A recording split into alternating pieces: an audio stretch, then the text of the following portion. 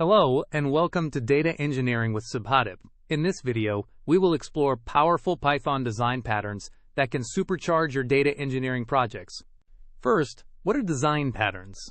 They are proven, reusable solutions to commonly occurring problems in software design.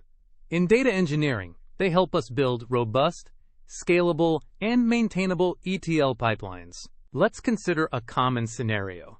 You have an ETL script that needs to handle different data sources, like CSV, JSON, or an API. Using a long chain of if-else statements makes the code rigid, hard to test, and difficult to extend with new sources. This is where the factory pattern comes in. It provides an interface for creating objects in a superclass, but lets subclasses alter the type of objects that will be created. Essentially, it centralizes object creation logic. Here is how we can apply it. We create an extractor factory. You just tell it the source type, like CSV, and it gives you back the correct extractor object. Adding a new source, say Parquet, now only requires creating a new Parquet extractor class and adding one line to the factory, without touching the main pipeline logic. Next up is the strategy pattern. This pattern allows you to define a family of algorithms, put each of them into a separate class, and make their objects interchangeable. It is perfect for handling different data transformation rules. In our ETL pipeline, we can use the strategy pattern for the transform step. We can create separate strategies for data cleaning, aggregation, or enrichment. The main transformation job can then switch between these strategies at runtime, making it incredibly flexible. Now let's talk about the observer pattern.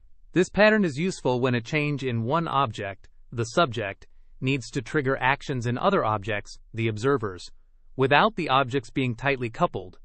We can use this in our ETL orchestration. The main ETL job acts as the subject. When it completes or fails, it notifies all subscribed observers.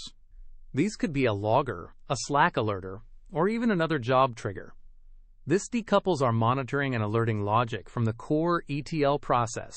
So how does this all fit together in a real-world tool like Airflow? You could have an Airflow operator that uses the factory pattern to get the right extractor. The next task could use the strategy pattern for transformations. And finally, Airflow's built-in callback functions like onSuccess or onFailureAct, just like the observer pattern, triggering alerts or logging. To sum up, using design patterns like factory, strategy, and observer makes your data pipelines more reusable, easier to maintain and test, and highly scalable. They help decouple your components, leading to cleaner and more professional code. Thank you for watching this tutorial on Python design patterns for data engineering.